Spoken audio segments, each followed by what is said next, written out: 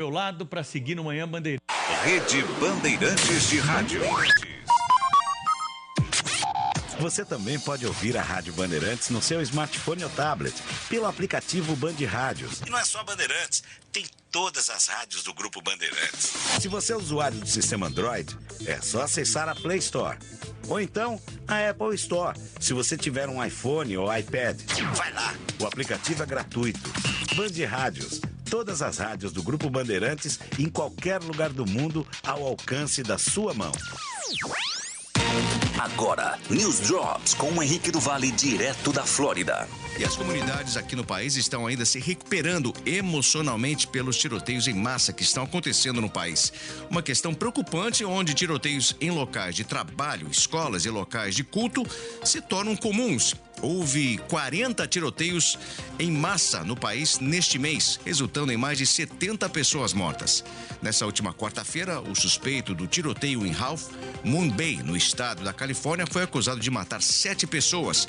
Isso ocorre quando os líderes do Congresso também estão recebendo pressão para agir sobre a legislação de segurança de armas, especificamente sobre rifles de assalto à arma de escolha de muitos atiradores em massa. E os reforços atualizados do Covid-19 estão reduzindo o risco de uma pessoa ficar doente com o coronavírus pela metade, mostra uma pesquisa do CDC, que é o Centro de Controle de Doenças. Para adultos entre 18 e 49 anos, os estudos mostraram que os reforços do Covid diminuíram as chances de contrair uma infecção sintomática causada pela subvariante BA.5 em 52%. E vai diminuir as chances de contrair uma infecção causada por XBB ou XBB 1.5 por 49%. Para adultos já de 50 a 64 anos, os novos reforços reduziram as chances de adoecer com o Covid em 43% para BA.5 e 40% para a subvariante XBB. Para aqueles com 65 anos ou mais, no caso, os reforços reduziram as chances de uma infecção com sintomas em 37% e 43% para as subvariantes BA.5 e XBB, respectivamente. Você ouviu News Drops aqui na Rádio Bandeirantes. Você está ouvindo Rádio Bandeirantes Campinas, ZYK 569, FM faixa estendida 85,7 e AM 1170. E também Rádio Bandeirantes Ribeirão Preto, ZYK 640, FM faixa estendida 85,3 e AM 1270. Rádio Bandeirantes, fechada com você, fechada com a verdade. Rádio Bandeirantes. Fechada com você. Fechada com a verdade. Bastidores do Poder. Na Rádio Bandeirantes. Oferecimento. Recap, Sindicato dos Postos de Combustíveis de Campinas e Região. Acesse recap.org.br. Muito bom dia para você que nos ouve na Rádio Bandeirantes de Campinas. Está no ar o Bastidores do Poder.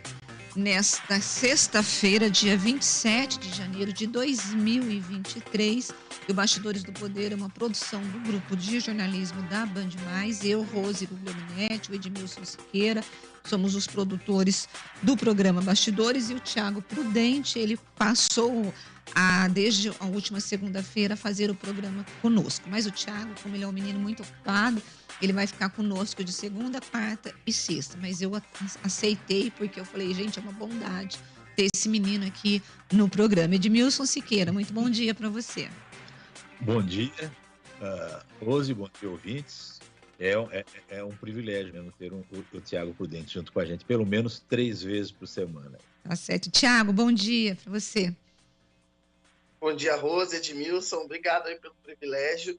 Quando a gente pode, a gente está aqui na Rádio Bandeirantes, segunda, quarta e sexta, porque aí, só para os ouvintes saberem, eu divido o tempo com a TV Bandeirantes também, então às vezes eu não consigo estar aqui na Rádio Bandeirantes. Mas está ótimo, só de segunda, quarta e sexta, tô dando assim, graças a Deus, graças a Deus. Bom, gente, na mesa de som nós temos o Danilo Capucci, na central técnica o Lucas Pessoa e o Gil Kleber.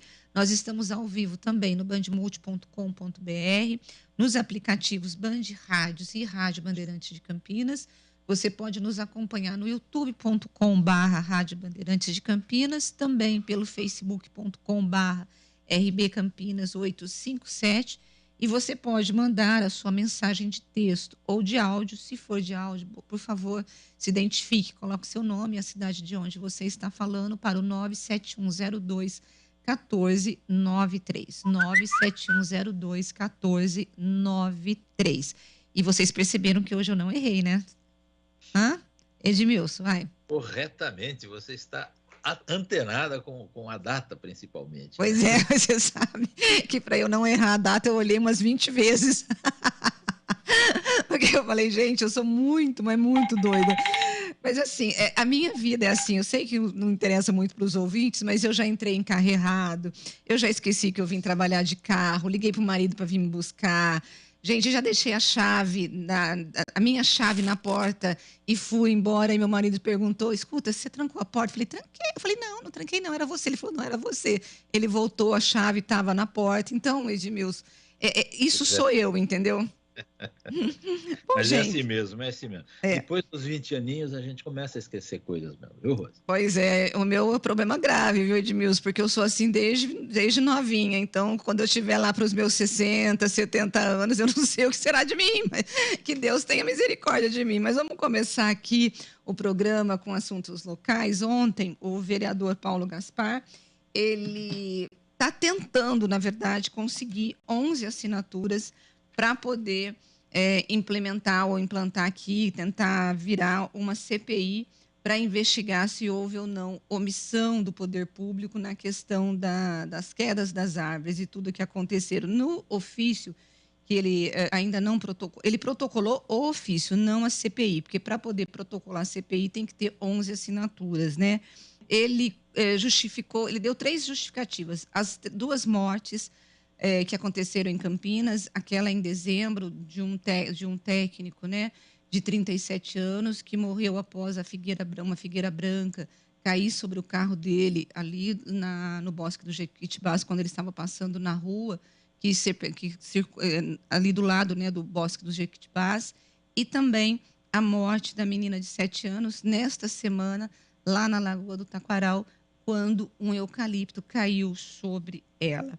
Além disso, ele também justifica a falta de um censo, né, das árvores de Campinas, porque a Prefeitura de Campinas deveria ter entregue esse censo em 2005, porque, de acordo com a lei do Código Florestal que foi aprovada, todos os municípios têm que fazer um censo florestal. Esse censo, gente, ele tem que ter a idade da árvore, se a árvore tem ou não condições saudáveis, a espécie da árvore, e a prefeitura precisa catalogar isso em QR Code para poder ter um controle sobre o arbóreo da cidade. Campinas tem 30.500 árvores cadastradas e não é nada, porque a estimativa é que a cidade tenha 800 mil espécies. Além disso, o vereador ele aponta as reclamações dos moradores da cidade de pedido de poda e extração de árvores e a não execução desses serviços, ou pelo menos o não atendimento, porque nem sempre o fato de um morador pedir a extração de uma árvore, porque para o morador ele olha e diz assim, essa árvore está condenada, mas às vezes vai um técnico lá, um botânico, e percebe que a árvore ainda tem saúde e não pode se extrair. Então, ou você vai só podar, tal. Mas, de qualquer forma, em Campinas, o povo espera até 2 anos para conseguir essa poda. O que acontece, Edmilson? O Paulo do Novo, né, o Paulo Gaspar, ele pode até ter proposto, mas eu acho que dificilmente ele vai conseguir emplacar essa CPI, Edmilson. É difícil, porque é uma CPI que vai investigar o governo, né, a prefeitura, e a prefeitura tem maioria na Câmara, provavelmente o prefeito não vai dar o aval, né, para que essa CPI seja feita, e a base aliada vai recusar. A base aliada é maioria, tem poder para recusar a CPI, certo?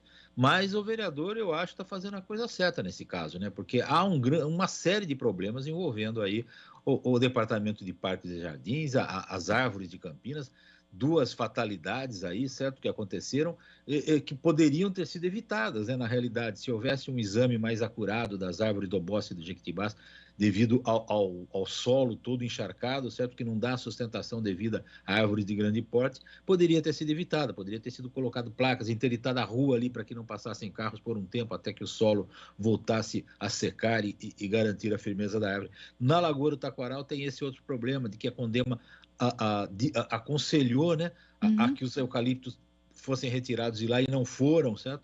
E parece que a prefeitura não deu bola para isso, inclusive o diretor que fez essa sugestão foi demitido depois, certo? Então, é uma série de problemas e continua havendo problemas na demora, por exemplo, das árvores que estão caindo por aí pela cidade e os moradores pedem para derrubar e essa demora é de 2 anos. Outras árvores que não precisam ser podadas muitas vezes, mas são podadas porque ficam atrapalhando os fios da rede elétrica e das redes todas que tem nas ruas hoje, é uma infinidade de fios. Então, há vários problemas, certo? Essa demora toda, principalmente para podar a árvore, tudo isso precisa ser investigado, precisa ser esclarecido à população como é que a prefeitura se comporta diante desses fatos. E uma CPI poderia esclarecer muito bem essas coisas, mas infelizmente eu acho que você tem razão, Rose.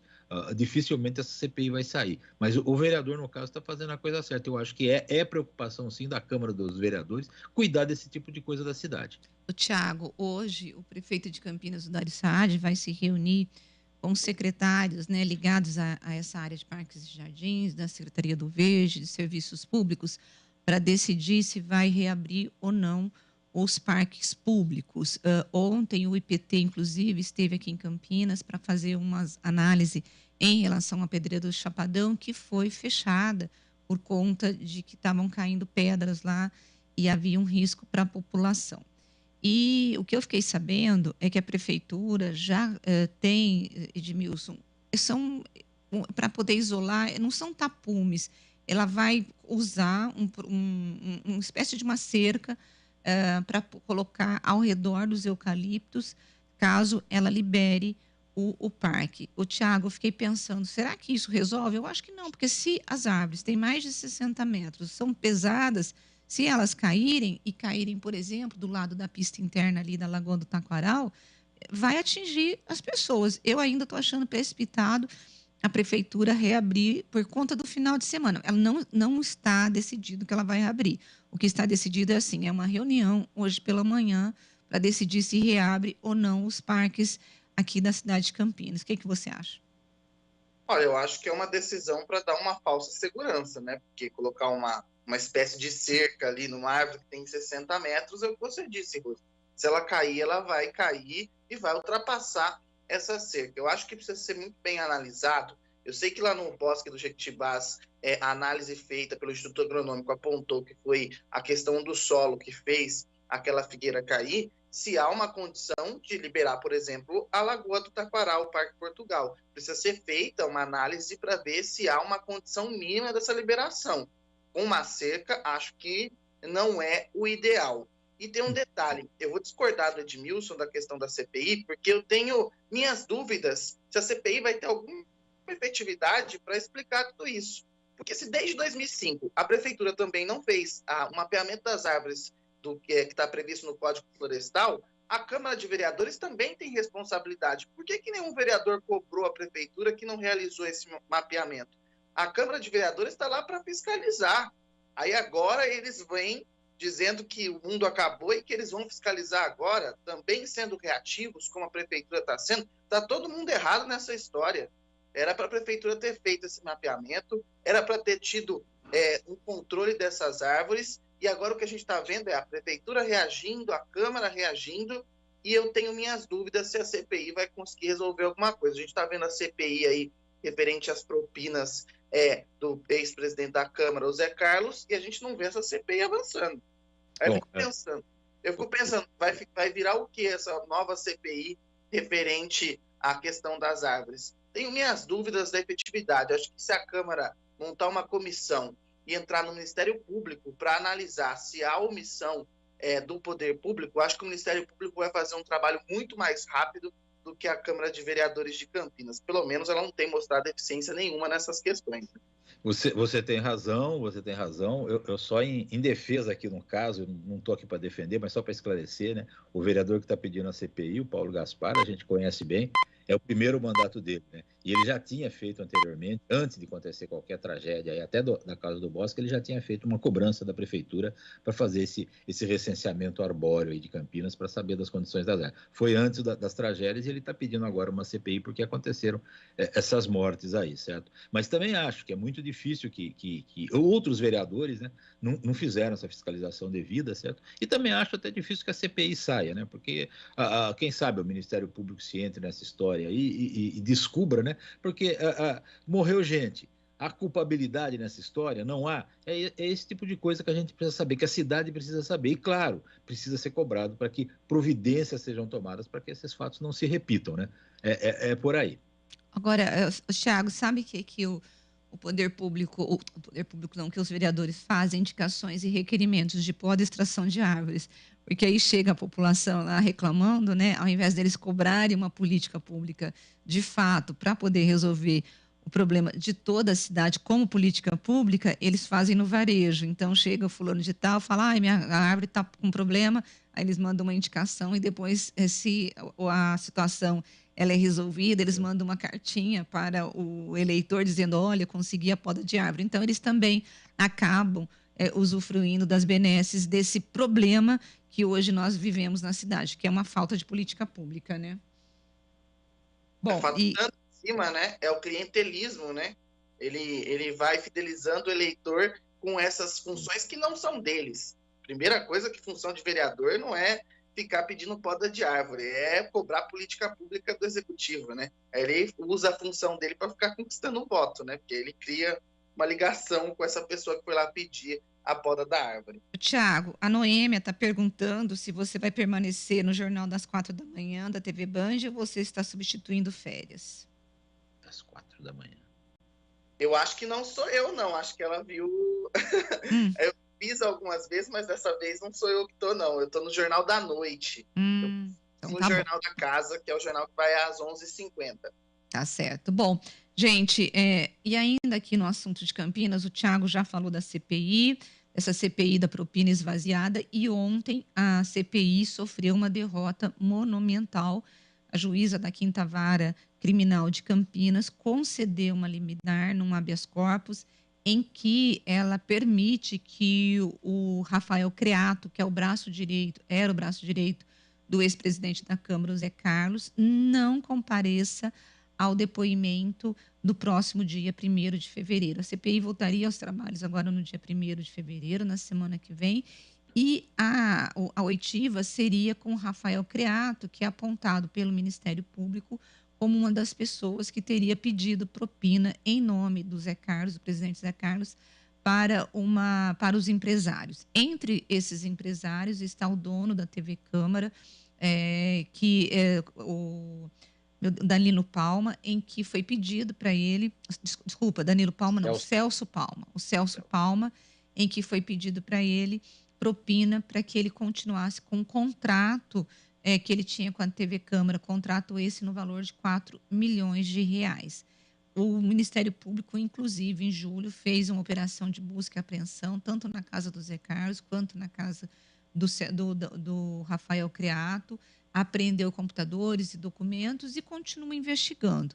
Na época, então, a Câmara aprovou essa CPI e esses dois depoimentos, tanto do Zé Carlos quanto do Rafael Creato, o Zé Carlos ainda não foi ouvido na CPI, seria primeiro ouvido o Rafael Creato, eles eram fundamentais para poder ajudar a CPI. Mas o que está na decisão? O advogado, o Haroldo Cardella, ele alegou que a convocação do seu cliente, do Rafael Creato, como testemunha, ou mesmo como réu, ele não é réu ainda, né? Como testemunha, investigado. Ou como investigado, era ilegal, porque a Constituição, a legislação permite com que a pessoa investigada não faça prova contra ela mesma.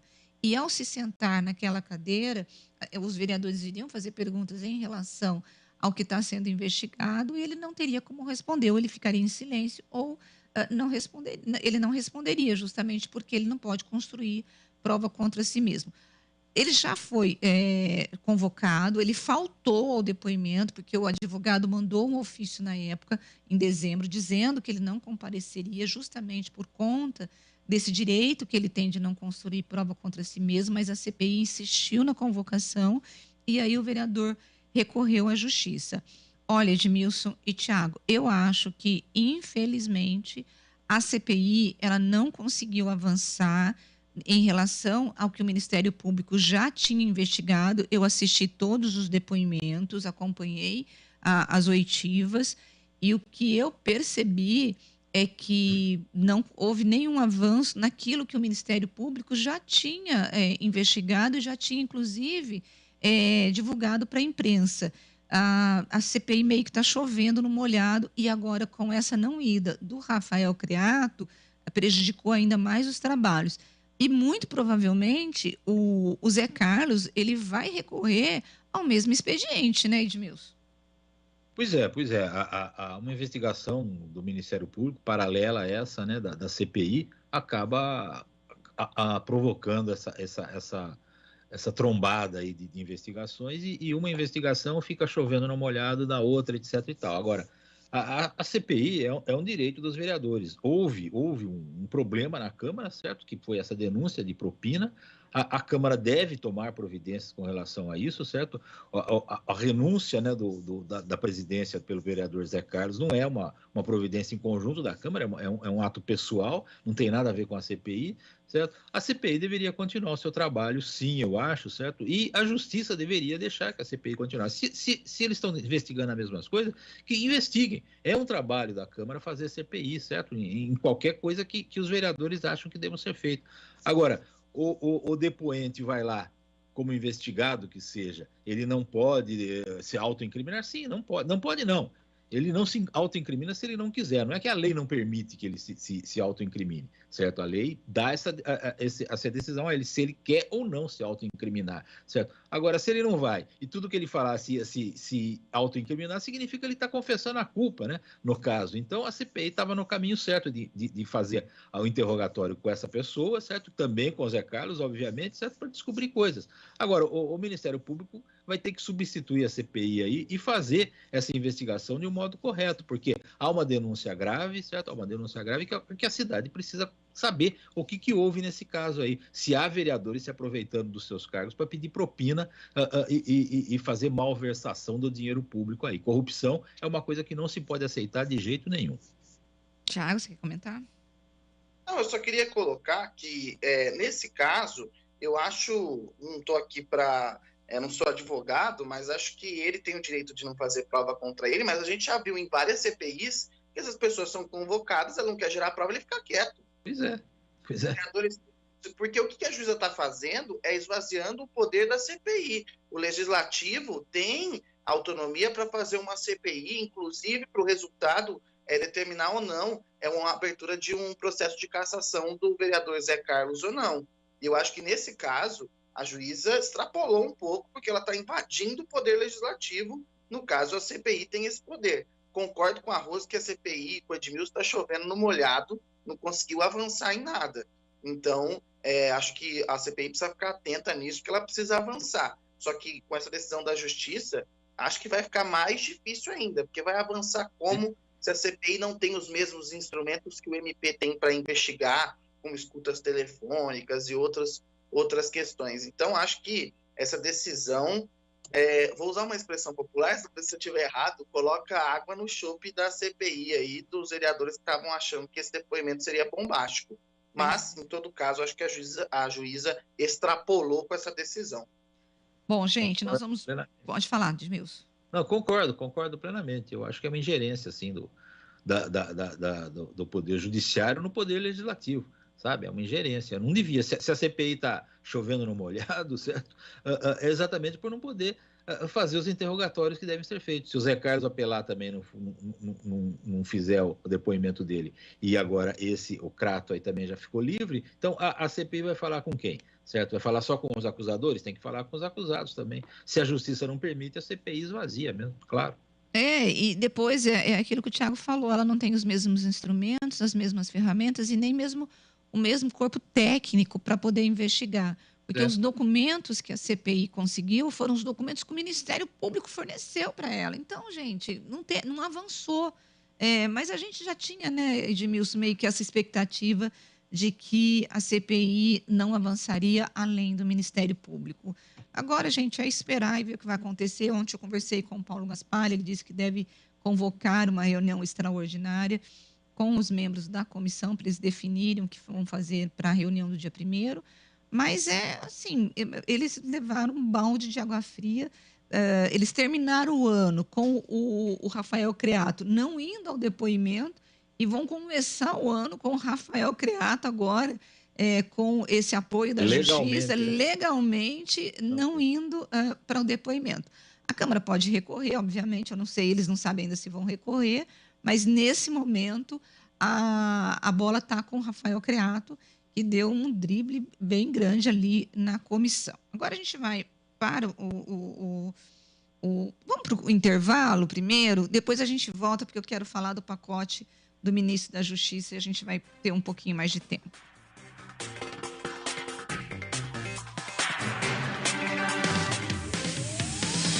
Bastidores do Poder, na Rádio Bandeirantes. Oferecimento. Recap, Sindicato dos Postos de Combustíveis de Campinas e Região. Acesse recap.org.br. Temporada 2023 de futebol na Rádio Bandeirantes. Campeonato Paulista com a melhor equipe esportiva do interior. Neste sábado, a Ponte Preta enfrenta o Taubaté às 16 horas no estádio Moisés Lucarelli. E às 20h40, o Guarani vai encarar o Botafogo no estádio Santa Cruz, em Ribeirão Preto. Jogos da 5ª rodada do Paulistão. Acompanhe a melhor cobertura na Rádio Bandeirantes de Campinas, em AM 1170 e FM 85,7 e também pelo youtube.com/Rádio Bandeirantes Campinas. Futebol é com a Bandeirantes. Futebol é com a Bandeirantes. Laia, laia, laia, Bandeirantes. Futebol. A Caixa está fazendo 162 anos. E agora, junto com os brasileiros e brasileiras, vai escrever um novo capítulo dessa história. Com novas operações, novas conquistas, novos negócios, novas formas de seguir em frente. E para o novo ciclo, novos princípios. Caixa, 162 anos. Uma nova Caixa para um novo Brasil. Caixa, Brasil, União e Reconstrução. Agora, News Drops com o Henrique do Vale, direto da Flórida. E o Departamento de Transporte aqui nos Estados Unidos está investigando o colapso da companhia aérea Southwest Airlines, que deixou milhões de passageiros nos aeroportos durante as festas de final de ano. A investigação inclui um exame para saber se a Southwest estava, no caso, agendando mais voos que podia atender.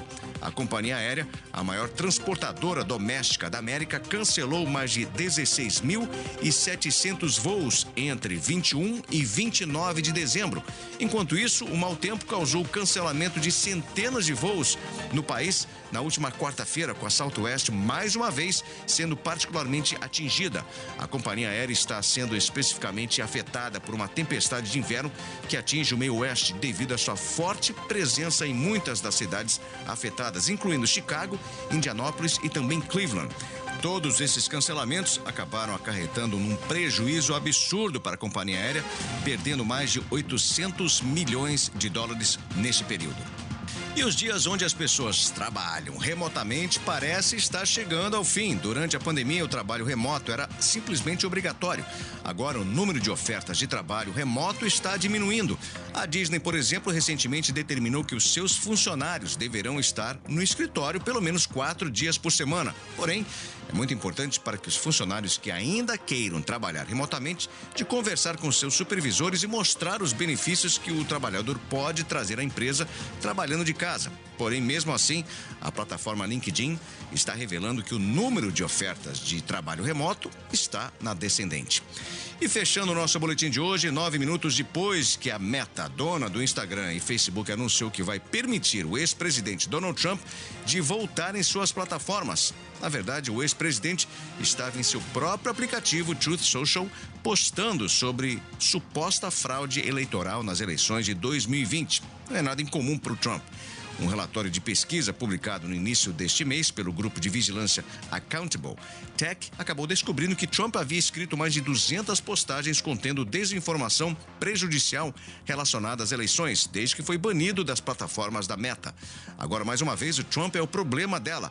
O gigante da mídia social acabou anunciando que Trump terá permissão para voltar ao Facebook e ao Instagram, preparando o terreno para algumas chamadas de moderação de conteúdo.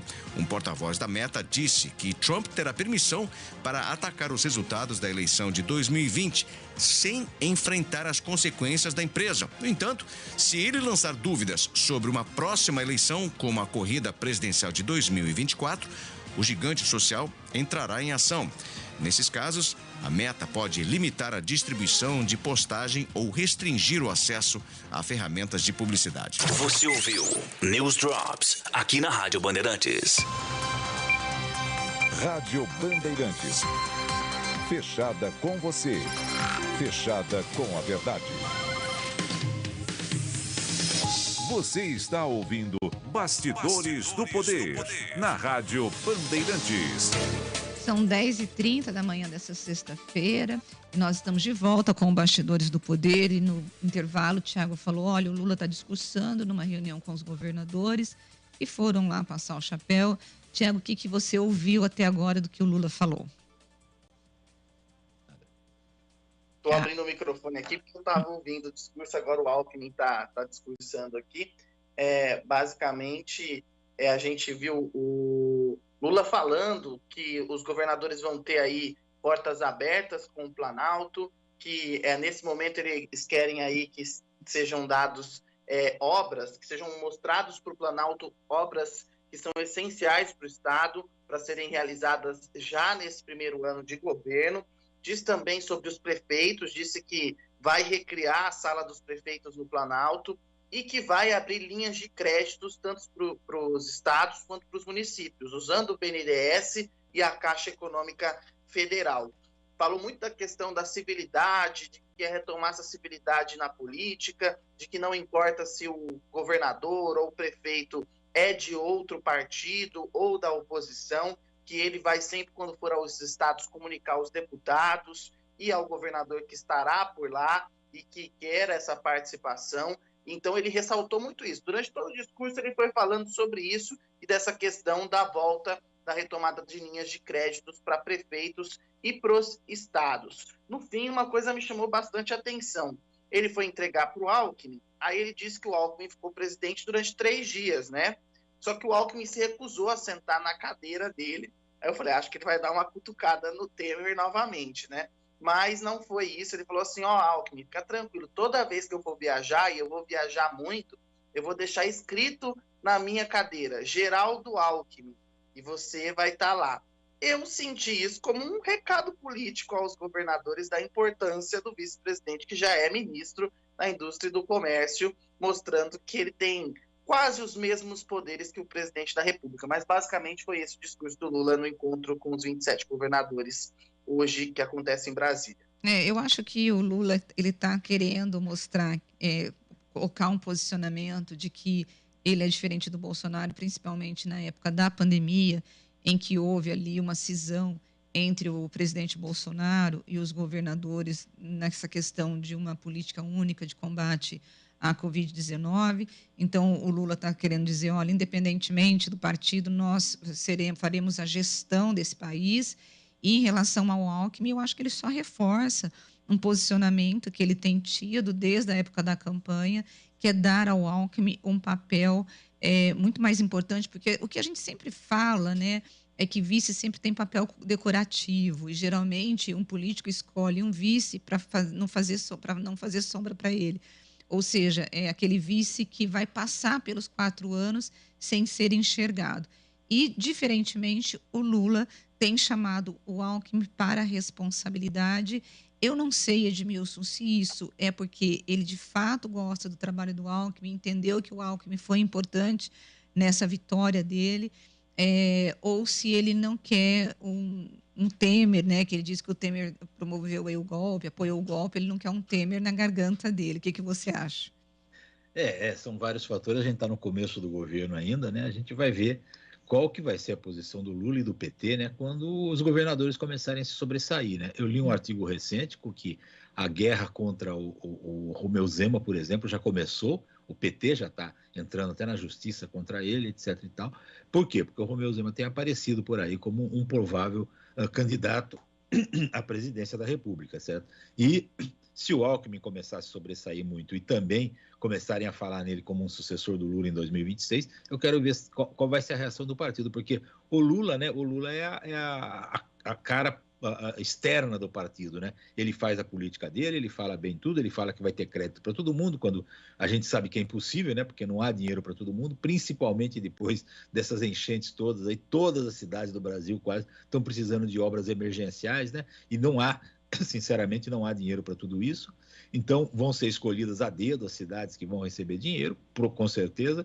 E vamos ver quando esses governadores começarem a sobressair aí com a possibilidade de serem candidatos, se eles vão merecer esse mesmo tratamento. Do PT eu tenho certeza que não, porque o PT ele vai lutar, ele vai querer se manter na disputa presidencial, certo? Sempre, e não vai querer que nenhum governador, principalmente que não seja do PT, se sobressaia por aí, certo? Então, é um discurso que pelo menos apazigua nessa relação, é bem melhor, obviamente, do que a relação que o Bolsonaro tinha com os governadores, certo? Principalmente na pandemia, certo? Mas é um discurso inicial, que ele quer ficar de bem com todo mundo. Vamos ver mais para frente como é que fica essa relação. E eu torço, sinceramente, eu desconfio que não vai ser assim, mas eu torço para que eu esteja enganado. Bom, gente, pode falar. O Edmilson falou dessa questão do PT, já ouvi de integrantes do PT, hein? Possível, pensando em 2026 já, chapa Geraldo Alckmin, Wellington Dias. Será que é possível? Não sei hoje não, tudo hein? é possível, né? Hoje Tudo é possível, mas o PT, não sendo cabeça de chapa, difícil, hein? Difícil. Porque o PT ama manter o poder, inclusive, essa proeminência, ou esse espaço que o Lula está dando para o Alckmin gerou já ciumeira dentro do PT, que não estava gostando muito do Alckmin ter sido nomeado coordenador da fase da transição. E então eu acho difícil, a menos que o PT mude, né? Mas eu acho difícil o PT mudar, porque desde quando ele foi fundado, em 82, é um PT que gosta muito de poder e gosta de estar sempre na cabeça de chapa e sufocando, inclusive, aliados para poder manter esse poder, né, Edmilson? Sempre foi assim, é a história do PT, né? Acordo com o PT é o PT em primeiro, o resto em segundo, certo? Sempre foi assim. Claro, teve época que ele achou melhor, como aqui em Campinas, por exemplo, o vice do Hélio, né? Foi um petista, certo? Na segunda eleição, não lembro se foi na primeira. Foi na também. segunda. Na segunda eleição foi um petista, eles perceberam que não tinham chance e o Hélio era um aliado do PT. Tanto que o PT jogou 500 milhões de reais, o Lula jogou 500 milhões de reais aqui em Campinas, um quarto, foi basicamente um quarto do orçamento de Campinas. O Lula aumentou esse orçamento de Campinas e o Hélio pôde fazer aquele monte de obras que fez lá pela região do Campo Grande e no segundo turno se reelegeu com o pé nas costas. Na segunda eleição, né, se reelegeu com o pé nas costas porque o PT encheu aqui de dinheiro o governo municipal. Ajudou muito o aliado e tal. Mas é raro acontecer isso, o PT ficar com a vice-presidência, a vice-candidatura de algum cargo, certo? Vamos ver como é que vai se comportar aí daqui para frente, porque o cenário mudou, né? O cenário mudou, a aliança do PT hoje é mais ampla, né, para se manter no poder. Há partidos importantes ali dentro dessa aliança que também vão querer pegar um naco do poder aí, quem sabe, ser candidato à presidência. Bom, gente, são 10 horas e 38 minutos e entre os 11 mandados de prisão da terceira fase da Operação Lesa Pátria, realizada nesta sexta-feira pela Polícia Federal em 5 estados e no Distrito Federal, está a de Maria de Fátima Mendonça Jacinto Souza, que ficou conhecida como a Fátima de Tubarão. A mulher tem 67 anos, ela é da cidade de Tubarão, em Santa Catarina, e ela viralizou nas redes sociais fazendo ameaças contra o ministro do STF, o Alexandre de Moraes. Ela foi presa hoje de manhã e nesse vídeo ela falou o seguinte: vamos para a guerra é agora, vamos pegar o Xandão agora. Ela foi identificada nos vídeos invadindo o Palácio do Planalto, nos atos golpistas do dia 8 de janeiro, E no vídeo em que ela ameaça Moraes, a idosa diz ter usado o banheiro do magistrado dentro do prédio do Supremo. Além dos atos golpistas, ela já foi condenada por tráfico de drogas em 2014. É um processo que corre em segredo de justiça lá em Santa Catarina. E ela também responde pelos crimes de estelionato e falsificação de documentos públicos. Olha, Tiago, essas operações para poder prender essas pessoas que foram identificadas nos atos do dia 8 de janeiro, elas estão sendo bem intensas, né? Assim, não passa uma semana e a gente já tem operações fora que o Planalto disse que os prejuízos para a recuperação lá do Planalto já chegam em 40 milhões de reais. Nesse momento a operação está focando principalmente nas pessoas que participaram, né, dos atos no dia 8 de janeiro, né? Uma segunda fase dessa operação, a expectativa é que, então, esses mandados sejam focados em pessoas que financiaram esses atos. Essa é uma segunda etapa. Nesse momento tem financiadores também, mas de pessoas que também participaram da quebradeira em Brasília no dia 8 de janeiro. O que a gente tem recebido de informações, Rose, Edmilson, os ouvintes, é que essas operações vão continuar nessa intensidade pelas próximas semanas, porque a Polícia Federal tem feito um trabalho de investigação e conforme ela vai puxando o fio, mais coisas vão aparecendo. E aí a gente tem toda essa questão envolvendo os financiadores. E o que chama a atenção é que entre os financiadores, até está valendo um dos processos de investigação que foi aberto, são, às vezes, pequenos empresários, médios empresários. Então, há também um temor, e a gente conversa, às vezes, com algumas pessoas em algumas cidades que a gente sabe que houve um movimento, que há um temor entre esses empresários que ajudaram, porque quando vê um carro da Polícia Federal, todo mundo fica com medo. Você sabe que... Mas há essa preocupação. Mas, nesse momento, são pessoas que praticaram os atos em Brasília no dia 8. Sabe que eu pensei isso? Por exemplo, eu acho que, inclusive, você tem que escalonar o tipo de financiamento, porque dentro dos financiadores você tem lá uma pessoa que locou o ônibus para irem até Brasília. Aí tem, por exemplo, aqui em Campinas, uma pessoa que ela é microempreendedora de cílios e sobrancelhas, né? Essa pessoa deve ter contribuído com quanto? Eu fiquei pensando, não é como um grande empresário que pagou a comida, que ficou sustentando aquelas pessoas lá nos acampamentos. Eu acho que a pena, se for ter e deve ser dosada de acordo com a ajuda, né, Tiago? Eu sei que o intento é o mesmo, mas não dá para você pegar uma pessoa que investiu milhões, uma outra que colocou lá R$1.000 e colocar a mesma pena. O que você acha disso, Edmilson? Deve haver uma dosagem de pena aí, certo? Há empresários maiores, né, que provavelmente financiaram mais, e outros que colaboraram, né, com R$200, com R$500, com R$1.000 que seja, mas todos estavam cometendo alguma espécie de crime ao incentivar esses protestos totalmente ilegais que pediam a intervenção militar, pediam a ditadura, etc. e tal, e eles sabiam disso, né? Em sabendo, né, eu acho que ninguém dá dinheiro para uma outra pessoa, para alugar um ônibus, ou seja lá o que for, sem saber para que serve esse ônibus, para que serve essa comida, ou para que serve, seja lá o que for, as barracas compradas, etc. e tal, certo? Então, todos eles estavam cometendo crimes. Agora, vai ter criminosos maiores, criminosos menores. Depois a justiça se vira aí com a dosimetria das penas. Bom, e agora eu quero conversar com vocês dois, né, sobre o pacote que o Flávio Dino, ministro da Justiça, entregou ontem, um pacote de leis, de sugestões de leis para poder evitar os atos antigolpistas, né? Dentro, né, desse pacote, nós temos aí a criação de uma guarda municipal submetida à União para proteger os prédios de órgãos públicos em Brasília e a divisão da segurança pública da capital entre os governos federal e distrital. Que hoje o governo do distrital tem toda a responsabilidade. O pacote também regulamenta a retirada de conteúdo golpista de redes sociais e aumenta as penas para crimes contra a democracia. Não sabemos se vai entrar ou não na PEC, e o que vai entrar, o que não vai entrar, vai depender do Lula. Eu vou colocar minha opinião, já passo para vocês. Em relação à criação da Guarda Municipal, toda vez que eu penso em criação de estatais, em criação de novas funções, vai me dando um arrepio, porque eu sempre penso em gastos públicos. Só que isso antes do ataque do dia 8 de janeiro. E eu fico pensando, Edmilson, se a criação de uma guarda municipal que vai responder para a União e que ela vai ter a função exclusiva de proteger os prédios públicos, traz essa segurança para não acontecer o que aconteceu com a polícia, que é uma polícia extremamente bolsonarizada, uma polícia ideológica, que acabou facilitando a entrada lá dos manifestantes no Palácio do Planalto e no Congresso para os atos de vandalismo.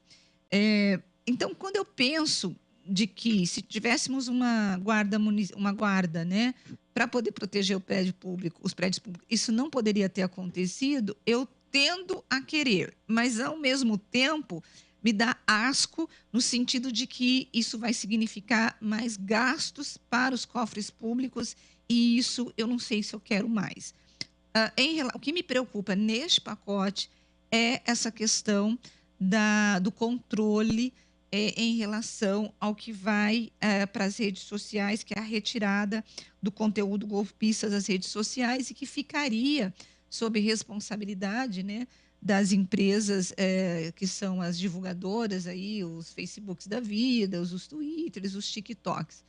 Agora, o que me pega, Edmilson, é o seguinte: primeiro, dar essa responsabilidade para as empresas. Obviamente, eu acho o seguinte, gente, que tem que ter uma dosagem, não é uma dosagem, que tem que ter eu não vou dizer censura, porque eu não gosto, não é essa a palavra, mas precisa saber o que pode e o que não pode entrar nas redes sociais e o que é ou não fake news. Eu acho que tem que ter um controle sobre o que entra nas redes sociais, mas o meu medo é justamente você entregar para as empresas o que elas podem definir, o que é ou não prejudicial ou não, que está indo contra a lei, e isso pode esbarrar na liberdade de expressão, que é a minha grande preocupação e a preocupação de muitos especialistas que estão sendo ouvidos desde ontem. O que a gente precisa entender, que o Flávio Dino ainda não colocou, é como se daria, né, essa questão do que pode ou não entrar nas redes sociais, mas me assusta um pouco. E eu tenho medo de tomar essa decisão no meio do calor dessa discussão do que aconteceu dia 8 de fevereiro. Eu acho que tem que ser uma questão muito mais ampla, debatida com a sociedade. E só depois, Edmilson, você transforma em lei. Eu quero ouvir você e o Thiago Prudente. Olha, com relação à criação da guarda municipal exclusiva para tomar conta dos prédios de Brasília, eu acho de uma inutilidade total, certo? De um gasto totalmente inútil que não precisa ser feito. Mesmo porque o que aconteceu lá? Brasília tem gente mais do que suficiente para conter qualquer tipo de manifestação. É evidente que se aparecerem 2 milhões de pessoas lá, vai ser difícil conter, certo? Mas não aparece, certo? É aquele número que estava lá, um pouco mais, um pouco menos, e há gente ali, há soldados, há patrulhamento suficiente para impedir que essa manifestação acontecesse, tanto que quando esse pessoal todo foi convocado para tirar os manifestantes de lá, eles vieram em grande número, tiraram todo mundo de lá, certo? E acabou a manifestação. Só que eles não agiram antes, por quê? Aí entra outro lance, pelo comando, os comandos que eles tiveram, que estavam aí mancomunados com os manifestantes bolsonaristas e com o próprio bolsonarismo em questão aí, né? Então, eles obedeceram ordens. Se eles receberam ordem para ficar nos quartéis, eles ficaram nos quartéis, eles não podiam sair por conta própria. Se eles receberam ordens, aqueles pequenos grupos de soldados que estavam lá, para não impedir que os manifestantes avançassem, eles não impediram, certo? Então, o que se tem que fazer é o seguinte, é colocar nessa guarda comandantes realmente comprometidos com a lei. Porque se você coloca ali gente que é comprometido com o Lula, por exemplo, com o PT só, eles vão fazer as coisas que o PT mandar, que o Lula mandar. Do mesmo modo que o Bolsonaro colocou gente totalmente comprometida com ele, e a gente viu o que aconteceu, certo? Houve uma invasão que foi como invadir uma creche municipal sem guarda, né? Invadiram Brasília do jeito que quiseram, os principais prédios públicos, com a polícia até ajudando. Quando chegou a polícia realmente para tirar de lá, havia contingente suficiente e há contingente suficiente em Brasília. Existe um batalhão da Guarda Presidencial, BGP, o famoso BGP, lá de Brasília, que poderia ter feito esse trabalho também. Não fizeram por causa do comando. Então, os comandos é que estão errados, que estão viciados e permitiram essa quebradeira toda. Esses precisam ser punidos. Agora, o contingente que está lá obedece ordens, como todo soldado obedece ordem. E eles obedeceram as ordens para não impedir que a manifestação, que a quebradeira acontecesse. Esse é um ponto. Então, eu acho totalmente inútil a criação de mais um corpo de guarda aí para fazer isso. Vai ser gasto de dinheiro inútil num país que está precisando economizar o máximo possível. Quanto às outras leis aí, a interferência nas redes sociais, etc., é um caminho, como eu escrevi no blog da Rosa, é um caminho perigoso, certo? Você não pode se arvorar, dar poder de censura para ninguém. Essa é a palavra, certo? Poder de censura. As redes vão exagerar. Existem leis e mais leis no Brasil, certo? Que tratam do assunto. Não precisa haver novas leis sobre isso. Tanto é que está todo mundo sendo processado e provavelmente vai ser punido por cometer esses atos. Inclusive, se inscreveram nas redes. Escreveu na rede um negócio que é ilegal, processa-se a pessoa pelas leis que existem aí, certo? Não pode deixar uma empresa, né, decidir o que ela vai colocar ou não vai colocar, porque aí entra na liberdade de expressão da pessoa. E não pode deixar, muito pior, deixar o governo, né, uma comissão do governo decidir o que pode e o que não pode se inscrever nesse país. Então, aí a gente cairia numa ditadura, pelo menos numa ditadura contra o pensamento da população, certo? Por mais que você goste ou não goste do que está escrito, se você não gosta e foi ofendido, etc., você processa a pessoa. E a pessoa vai ter que responder, vai ter que pagar advogado, etc. e tal, certo? Existem leis e mais leis para isso. O Brasil tem lei até demais com relação a isso, certo? Não há necessidade do governo ficar interferindo de uma forma mais dura ainda. Aí a gente cai numa possibilidade de autoritarismo que não é bom para a democracia de jeito nenhum. Tiago, quero te ouvir. Bom, sobre a criação da guarda, eu acho o seguinte, se criar a guarda, eu sou favorável desde que crie a guarda tirando o orçamento que a União manda para o Distrito Federal para manter a polícia. Se esse dinheiro for usado para manter a guarda, sem um custo maior, tudo bem, você cria a guarda municipal que vai proteger os prédios públicos. Só acho difícil que se essa verba sair do Distrito Federal, como é que o Distrito Federal vai bancar a polícia mais bem paga do país, que fez um péssimo trabalho no dia 8 de janeiro. Então, quero ver como é que o Distrito Federal vai se virar. Se for sem gasto nenhum, pode criar a guarda municipal, o que quiser, para fazer essa proteção. Quanto à questão do projeto do Flávio Dino, eu acho que essa questão de quem vai ser o censor, isso que é a grande questão. Quem vai definir o que pode e o que não pode? Sobre as Big Techs, que são essas empresas, a gente fala que elas não têm esse poder, mas elas já fazem isso. Elas já bloqueiam, elas já definem os assuntos que vão nas redes sociais. Porque, querendo ou não, quando você acessa o seu, vou falar o nome aqui, seu Instagram, o seu Facebook, o seu Twitter, ela direciona para assuntos que ela acredita que são interessantes para você. Então, ela já forma uma bolha. Então, essas empresas já censuram, porque elas impedem que outras informações cheguem a vocês. Porque a gente tem que falar da Analytics, né? Então, assim, eu acho que é um assunto muito delicado. Eu acho que, quanto ao conteúdo, eu acho que é uma discussão que precisa ser muito bem feita, porque a gente cai realmente no risco da censura.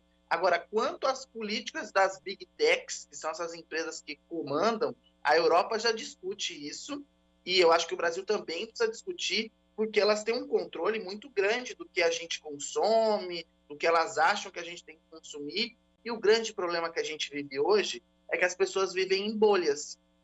Essas bolhas não conseguem ser curadas com novas informações. Se você entrar hoje num grupo bolsonarista, eles estão em outra realidade. É que os Yanomamis é uma farsa criada pelo PT, que o cara que quebrou o relógio lá de Dom João é um infiltrado, que era do PSOL, morava no Catalão, em Goiás, que todo mundo conhece. Aí eu vi até um vídeo de uma pessoa indo em Catalão, perguntando, você conhece fulano? Não, não conheço. Ninguém na cidade conhece o cara, mas isso circula nas redes sociais. Então, acho que é preciso mais uma política para entender esse tipo de ação das Big Techs. Mas quanto a conteúdo, censura, me preocupa. Porque quem vai ser o censor? Vai ser eu? Vai ser a Rose? Vai ser o Edmilson? Porque... Você sabe o assim, que eu acho, difícil, né? o Tiago e Edmilson, é que essa história da tecnologia, nós não estávamos preparados para o poder que a tecnologia dá para todas as pessoas E essa história das fake news e dessas narrativas se tornaram um instrumento importante para essas mentes, porque assim, nada é feito, por exemplo, quando a gente pensa lá na invasão que houve no dia 8 de janeiro, tem um dos vídeos que mostra uma pessoa entrando e molhando um dos prédios, e todo mundo que entende de segurança sabe que o vapor da água ou a água diminui o efeito do gás de pimenta, né? Aquele gás que é utilizado para poder impedir uma ação aí dos manifestantes. Então, você tem as pessoas que estudam isso e que sabem como utilizar redes sociais, ela, para os fins que quer, ela acaba utilizando a ferramenta. A ferramenta é o quê? Ela te dá poder para poder transmitir uma mensagem e atingir um número imenso de pessoas com aquela mensagem. O conteúdo da mensagem, aí sim é que se discute, né? Então, como o Tiago colocou dessa história dos Yanomamis, né? Dizendo que é mentira, e as pessoas que recebem, que já tendem a ter uma visão de defesa de um determinado governo, seja ele de esquerda, ela tende a acreditar naquilo e ela repassa aquela informação. E o grande X da questão é como diferenciar as fake news de uma crítica que você tem o direito de fazer a qualquer governante ou expor a tua opinião. E o fato, Edmilson, é que os órgãos públicos não têm condições de responder com a mesma velocidade para poder impedir a disseminação das fake news. E a gente vê isso nas eleições, tanto municipais, quanto estaduais, quanto federal. Ou seja, quando você chega uma informação falsa, quem faz essa fiscalização são as próprias campanhas que acabam contratando uma equipe enorme para poder fiscalizar o que o adversário está falando contra você, para aí sim ir para a Justiça Eleitoral e a Justiça Eleitoral impedir e pedir a retirada desse material. Isso quando é eleição, mas fora do período eleitoral, você não tem ninguém fiscalizando, entendeu? E o próprio governo do PT está tentando montar uma equipe para poder controlar essas fake news em relação ao governo, para poder tentar diminuir o estrago que isso é feito. Eu acho, Tiago e Edmilson, que nós estamos com um problemaço na nossa mão, e o meu grande medo mesmo é desse censor. O Tiago usou bem, porque eu tenho medo de usar essa palavra. Quem vai ser o censor, né? E, na verdade, você vai ter um censor aí dizendo que pode e que não pode. E é esse meu medo do que pode e que não pode. Porque se você tiver lá alguém que não concorda com uma determinada ideologia, com uma determinada situação, ele pode dizer isso não pode. E isso não é crime. E o Edmilson também tem razão quando diz assim, nós já temos leis suficientes para dizer o que é crime e o que não é crime. É uma situação, gente, extremamente traumática para poder resolver no mundo tecnológico. Pois é. A gente está vivendo uma tecnologia que avança com uma velocidade incrível, certo? E que causou esse problema todo. Agora, é um problema novo enorme e que precisa ser discutido, e muito discutido, não só no Brasil, no mundo inteiro. A Alemanha já tem algumas leis nesse sentido, mas são muito mais amplas, certo?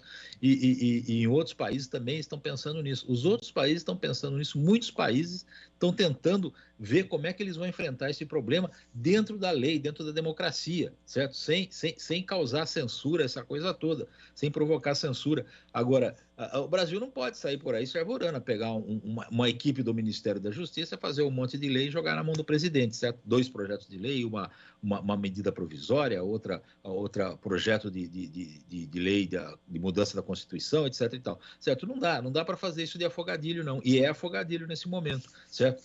Por exemplo, quem é que vai falar que é fake news, certo? O discurso do PT de que houve um golpe contra a Dilma, certo? Que eles vivem falando por aí. O Lula está sendo processado por isso. Aliás, um deputado aí estão pedindo impeachment do Lula já, certo? É o Anderson, um deputado. Porque ele fala que o impeachment da Dilma foi golpe, o que é uma grande mentira, não foi golpe coisa nenhuma, certo? Então, quer dizer, o próprio PT usa desse tipo de argumento, esse tipo de fake news, esse tipo de engambelação de discurso falso, né?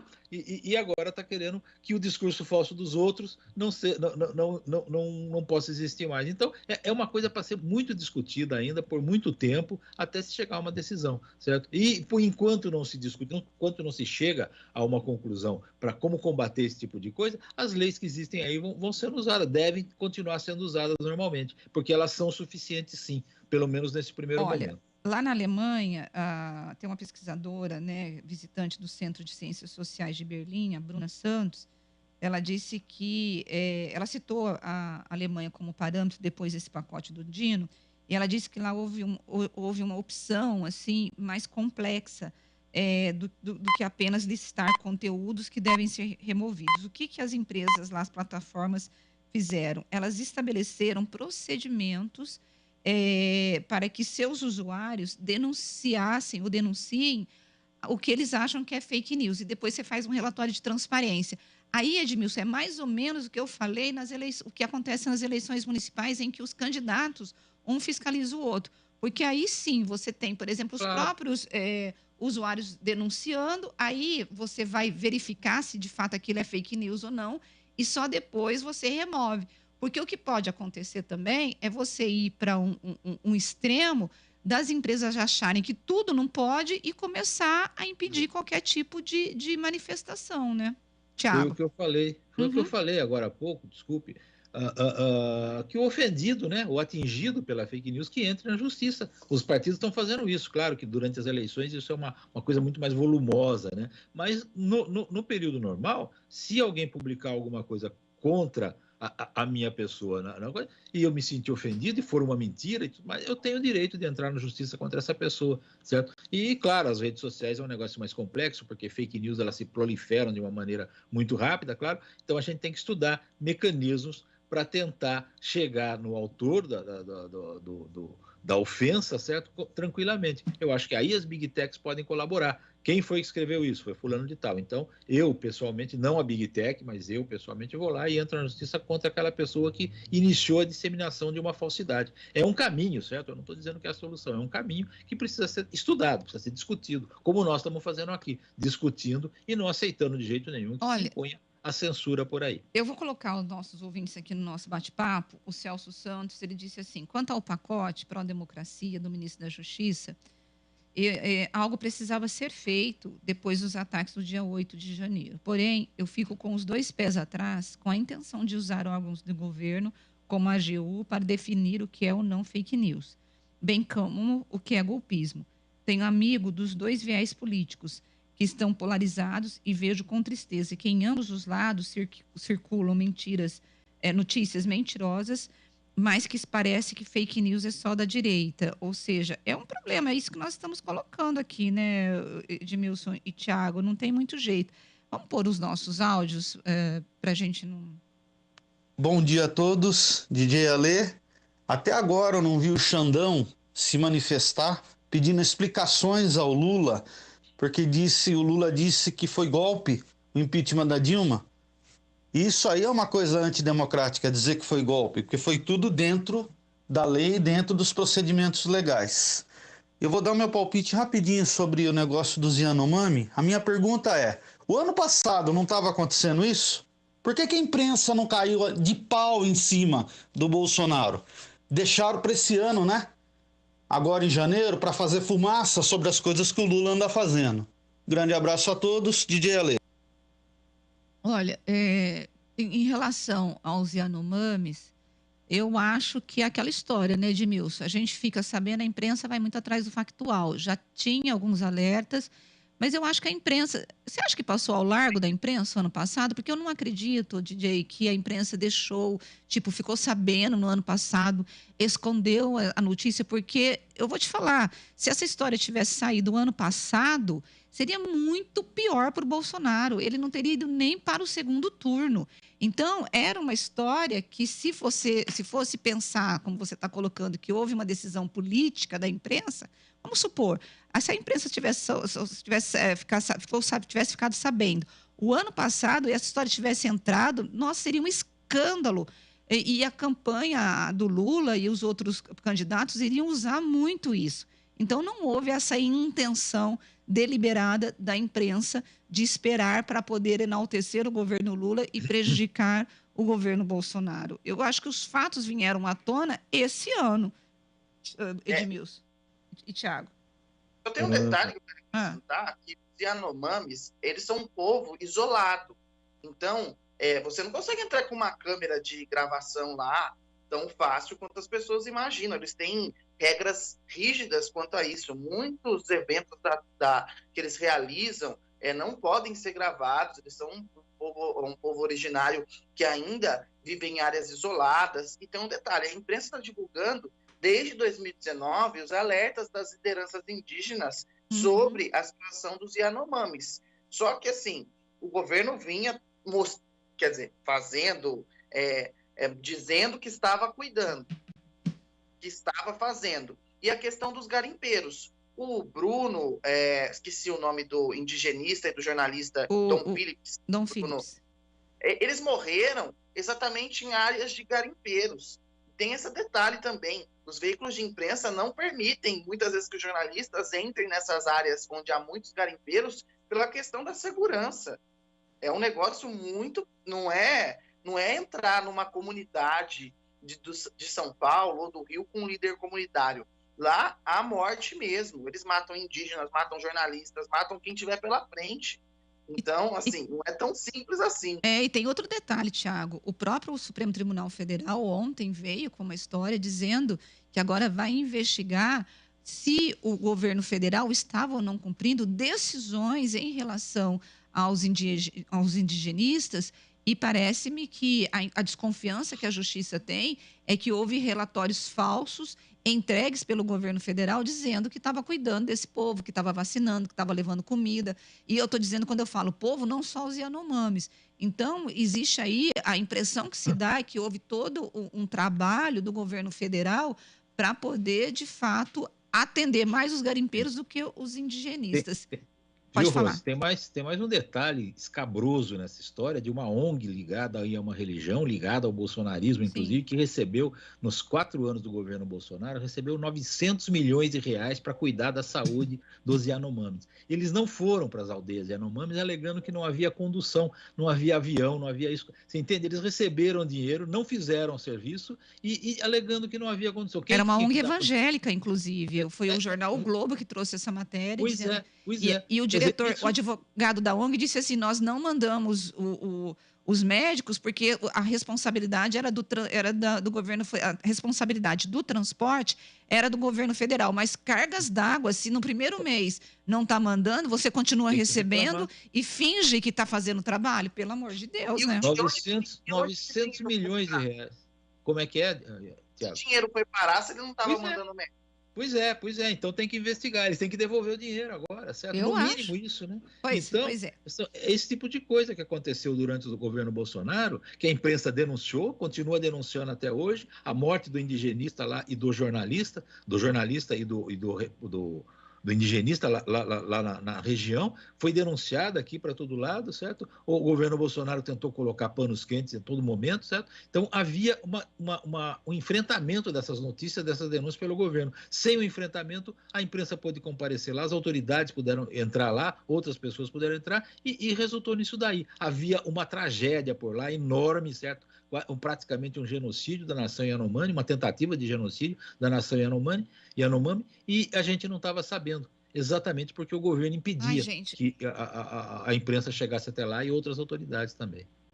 Hoje eu vi de novo uma foto de uma criança no colo de um pai, né, uma criança indígena, toda pele e osso. Eu não consigo entender se as pessoas não se sentem sensibilizadas com essa imagem, por conta da fome. E quando você pensa na malária, o povo Yanomami representa 0,003 da população lá dessa região do Mato Grosso. Só que 1/3 das crianças que morreram, ou dos adultos que morreram de malária, são dessa etnia. Então, assim, gente, é um genocídio, viu? Eu preciso ir para o intervalo, mas antes eu vou botar o Gustavo aqui rapidinho. O Danilo está me olhando. Pode ser depois? O Gustavo é tão bonzinho comigo, gente. Por isso que eu gosto desse menino. Então, vamos para o intervalo e a gente volta daqui a pouquinho. Olha lá, o Thiago já está lá com ciúmes.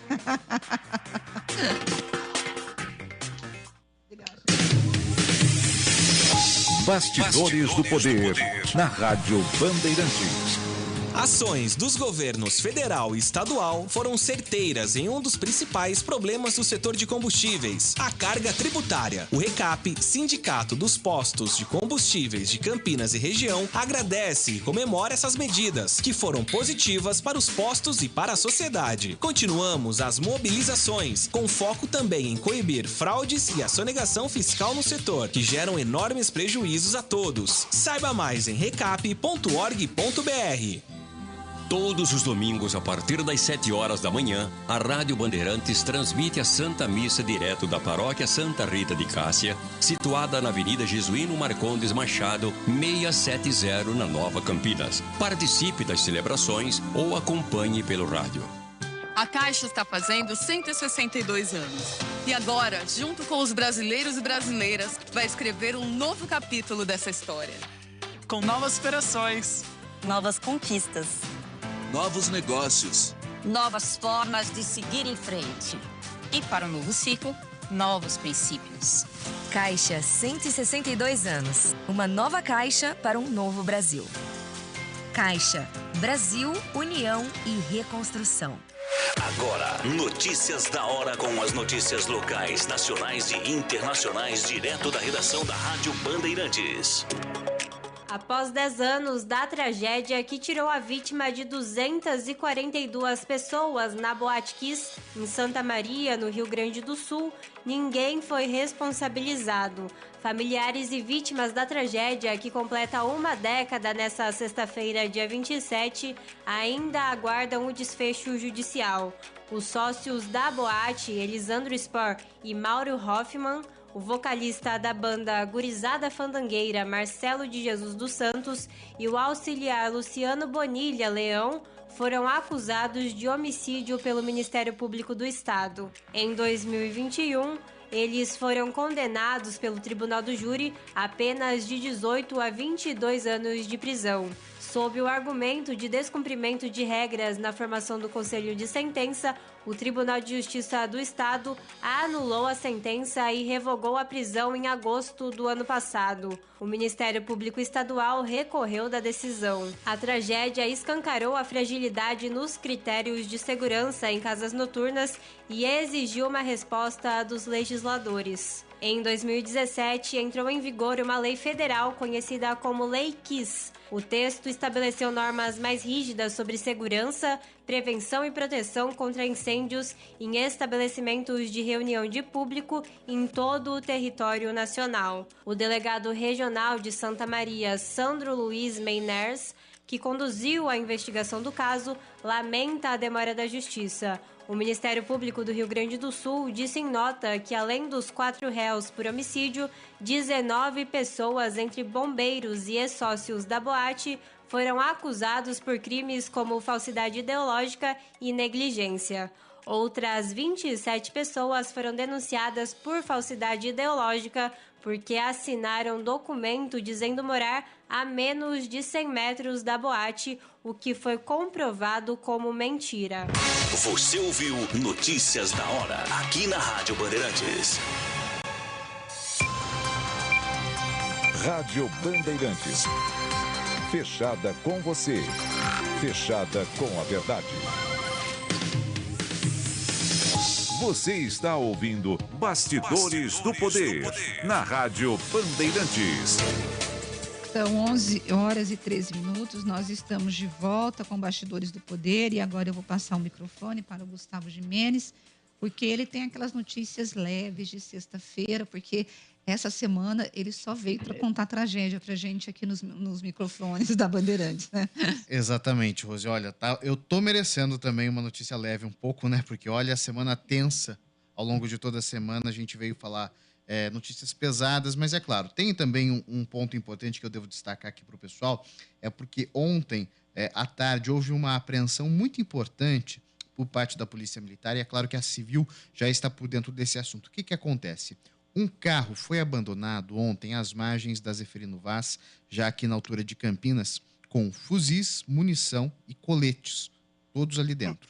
E mais, uma testemunha ainda disse para a polícia que viu quando 2 indivíduos saíram desse carro encapuzados. Esses dados agora estão sendo usados pela polícia para saber se esses criminosos têm envolvimento em uma execução que aconteceu na semana passada, exatamente na sexta-feira, no bairro Cidade Jardim, aqui em Campinas. Até agora ninguém foi preso e o carro é semelhante àquele visto por imagens de câmeras de segurança que inclusive foram divulgadas na segunda-feira com exclusividade aqui pela Band.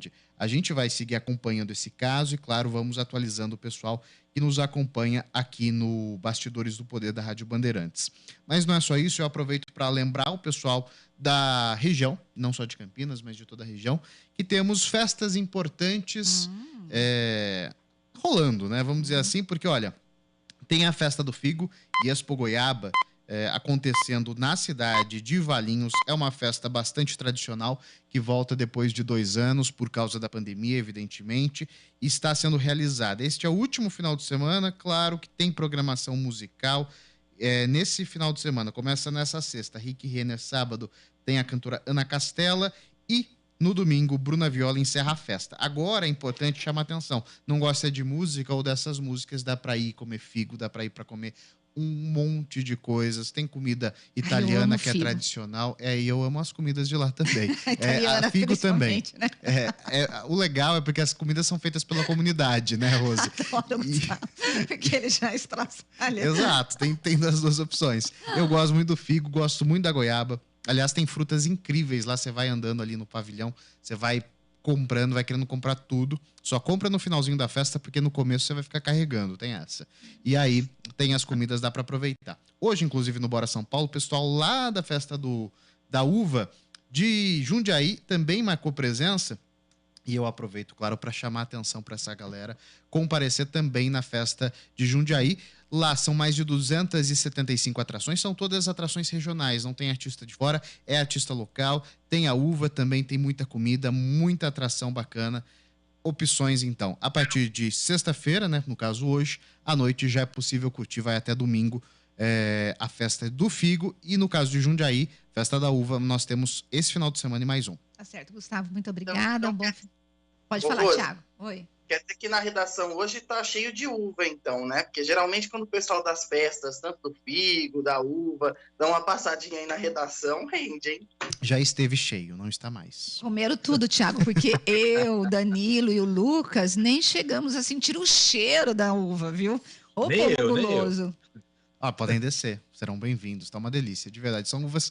É impressionante, né? Porque a cidade é tradicional da uva e elas são maiores do que a gente está acostumado. São uvas Niágaras incríveis, vale a pena. Tá certo. Bom final de semana para você, até segunda-feira. Para todos nós. Bom, nós vamos voltar para o intervalo e voltamos daqui a pouco.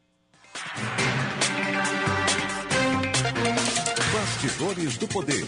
Na Rádio Bandeirantes. Ações dos governos federal e estadual foram certeiras em um dos principais problemas do setor de combustíveis, a carga tributária. O RECAP, Sindicato dos Postos de Combustíveis de Campinas e região, agradece e comemora essas medidas, que foram positivas para os postos e para a sociedade. Continuamos as mobilizações, com foco também em coibir fraudes e a sonegação fiscal no setor, que geram enormes prejuízos a todos. Saiba mais em recap.org.br. Temporada 2023 de futebol na Rádio Bandeirantes. Campeonato Paulista com a melhor transmissão. Todos os jogos de Guarani e Ponte Preta com a melhor equipe esportiva do interior. Narração com emoção. Comentários com credibilidade. Um show de reportagens. Futebol é com a Rádio Bandeirantes. Apoio Rocha Autopeças, sempre oferecendo peças de qualidade com preços justos. Anhanguera Ferramentas, acompanhe nossas ofertas em anhangueraferramentas.com.br. Lojas em Campinas, Jundiaí e Limeira. A Caixa está fazendo 162 anos. E agora, junto com os brasileiros e brasileiras, vai escrever um novo capítulo dessa história. Com novas operações. Novas conquistas. Novos negócios. Novas formas de seguir em frente. E para um novo ciclo, novos princípios. Caixa, 162 anos. Uma nova Caixa para um novo Brasil. Caixa, Brasil, União e Reconstrução. Agora, notícias da hora com as notícias locais, nacionais e internacionais, direto da redação da Rádio Bandeirantes. Em 2022, foram registrados 376 casos de agressão contra jornalistas e veículos de comunicação no Brasil. Isso equivale a praticamente um caso por dia.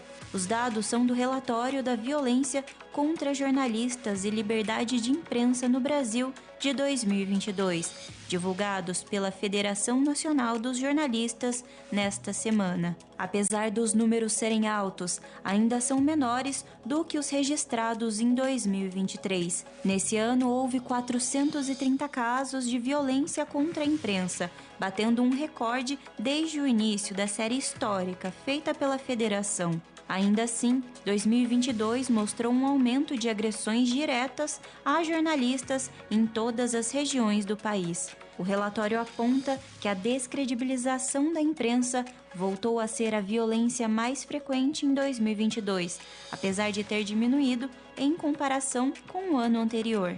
O relatório ainda destaca o brutal assassinato do jornalista britânico Dom Phillips e do indigenista Bruno Pereira no Amazonas. E para saber mais detalhes sobre esse relatório e outras notícias, acesse o portal bandmulti.com. Você ouviu Notícias da Hora, aqui na Rádio Bandeirantes. Rádio Bandeirantes. Fechada com você. Fechada com a verdade. Você está ouvindo Bastidores do Poder, na Rádio Bandeirantes. Nós estamos de volta com Bastidores do Poder, são 11 horas e 20 minutos. A Daniela Sadovski, do Jardim Alto da Barra, ela está dizendo que na Praça Omar Cardoso existem árvores enormes. Muitos caíram e estão escoradas em outras. Vários galhos se quebraram e estão penduradas em copas dessas árvores. Eu acho que é a mesma denúncia que acho que foi o Rogério ontem que fez. Nós passamos para a prefeitura essa denúncia e, como ela colocou, muitas crianças passam por lá e os aposentados também ficam debaixo dessas árvores. Olha, Edmilson, a situação é bem complicada, né, em relação a essa história. O Adriano está dizendo que hoje são 10 anos, né, da história do caso da boate Kiss, né, que todo brasileiro sofreu, chorou, rezou por aqueles jovens que cometeram, entre aspas, o crime fatal de saírem para se divertir e caíram numa armadilha da morte que beijou um a um, levando 242 almas consigo e deixando mais de 600 feridos e atormentados, além de traumatizados aos milhares. Números de guerra, veja, não declarada. Sim, uma guerra que a cada ano que passa e uma punição a contento não vem. É revivida e perdida novamente, reforçando traumas e intensificando a dor. Que Deus ilumine todos os envolvidos e lhes dê o consolo necessário. Edmilson e Thiago, 10 anos sem punição, né?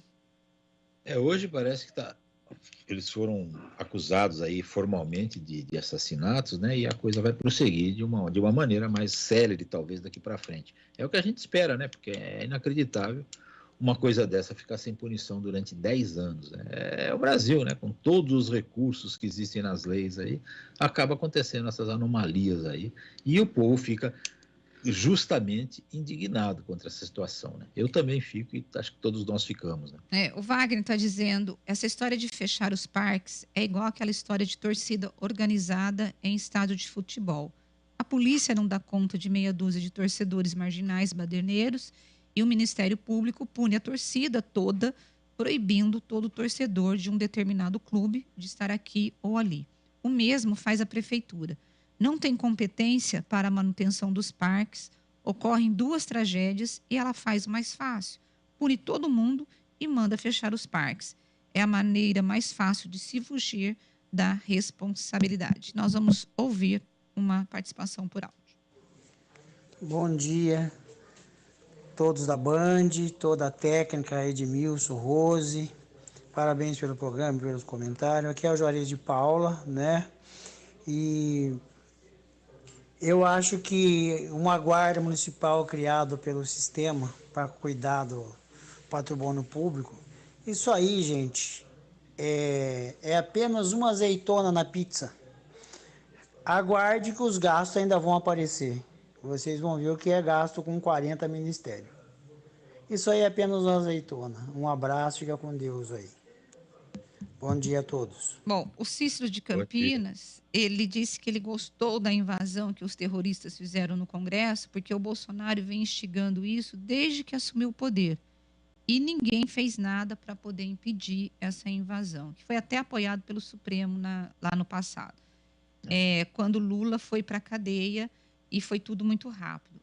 E aí ele diz assim que essa demora em ter punição é para atender o capitalismo nojento que escraviza os pobres. Olha, Cícero, hoje eu vou discordar de você. Eu acho que o STF tem agiu muito rápido, sufocando principalmente a ocupação, né? Depois, obviamente, do dia 8 de janeiro, foram desmobilizados. Eu acho o STF empenhado, inclusive, em resolver a questão, e hoje nós estamos tendo aí uma operação, né, Edmilson, para poder prender os financiadores desses atos. Estão avançando nas investigações, e como eu disse, há leis para isso hoje no Brasil, não precisa de nova, não vão chegar nos financiadores, e provavelmente eles serão punidos também, é o que a gente espera. Tiago, você acha que o STF foi omisso? Não, acho que o STF... Já exagerou. O seu papel. Eu acho que é mais o que o Wilson falou. Em alguns momentos ele exagerou. Mas omisso, acredito que não. Eu acho que tudo que a gente viveu nos últimos anos é algo que a gente nunca tinha experimentado, e outros países do mundo também viveram situações semelhantes. Então, acho que está todo mundo aprendendo. A democracia no nosso país, todo mundo fala que é uma democracia jovem, e ela foi colocada à prova nesses últimos anos. E eu não estou falando só do Bolsonaro, estou falando em instrumentos democráticos, as instituições. Então, acho que é um processo aí. A democracia americana, que tem 200 anos, aconteceu a mesma coisa do Capitólio. Então, acho que é um processo que o mundo está aprendendo. O digital trouxe um desafio para todo mundo.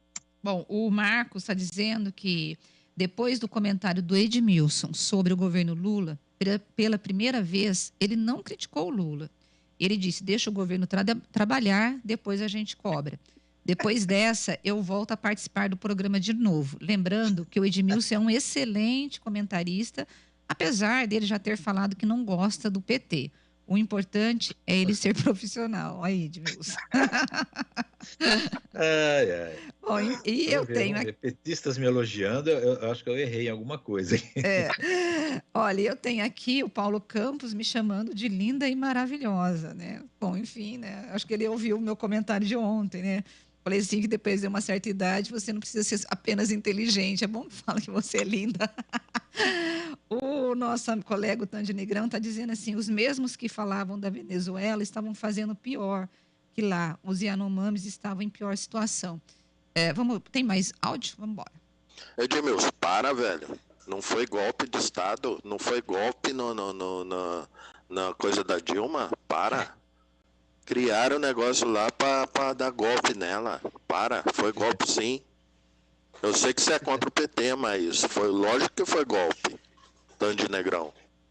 Então, essas pessoas pensam isso. Fazer o quê? Isso é fake news, né? Um impeachment que teve a presença do Lewandowski, inclusive representando o Supremo Tribunal Federal, com todas as instituições funcionando. Que espécie de golpe é esse, né? Mas puseram na cabeça dos petistas que foi golpe, e eles repetem esse discurso. Até hoje o Lula repete esse discurso. Aliás, um deputado entrou aí com impeachment, né? Um pedido de impeachment, é o primeiro pedido de impeachment contra o Lula, por ele repetir essa mentira por aí, certo?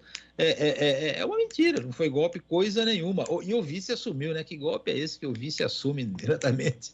É uma brincadeira, né? E o pior que as pessoas acreditam. E vão continuar acreditando, né? Fazer o quê? A gente precisa terminar. Na época, quando começou a ter o impeachment, o que eu comentei, Edmilson, é que outros presidentes cometeram os mesmos deslizes. Eu não estou dizendo que foram certos. Que a Dilma cometeu em relação à questão do orçamento, e eles não foram caçados. Não, mas as pedaladas do Fernando Henrique Cardoso foram de $1 milhão. Pois que foi pago e não foi caçado. No mês seguinte, né? Então, para mim, foi uma questão política, porque, assim, se fosse uma cassação pela corrupção, ok, aí não era golpe. Mas, para mim, é o seguinte, a mesma dosagem, o mesmo peso que eles fizeram com a Dilma, eles não fizeram com os outros presidentes. Eu vou colocar mais um áudio, porque a gente precisa ir embora, e eu quero, pelo menos, colocar todos os áudios. Olá, meus amigos, tudo bem? Tranquilo?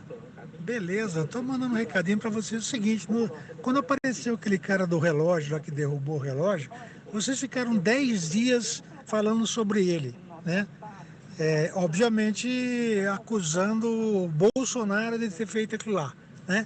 Devido ao fato que tinha uma foto na camiseta do cara. E agora que ele está preso, vocês não se interessam em saber se o cara é bolsonarista mesmo? Eu gostaria de saber. Vocês poderiam abordar esse assunto aí, gente. Vocês não estão falando nada, absolutamente nada. Nem a Globo está falando mais. Engraçado isso, né?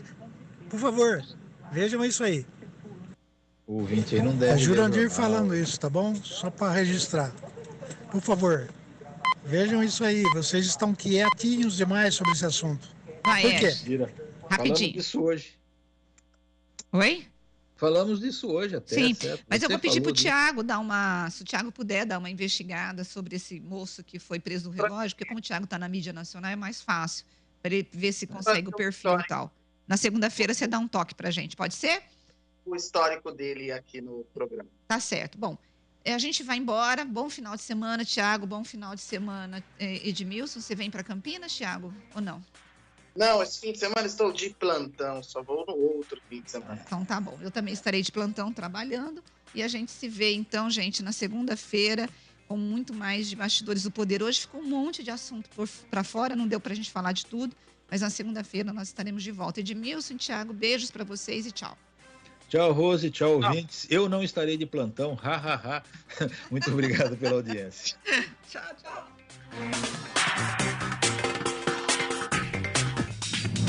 Você ouviu Bastidores do Poder, na Rádio Bandeirantes. Oferecimento. Recap, Sindicato dos Postos de Combustíveis de Campinas e Região. Acesse recap.org.br.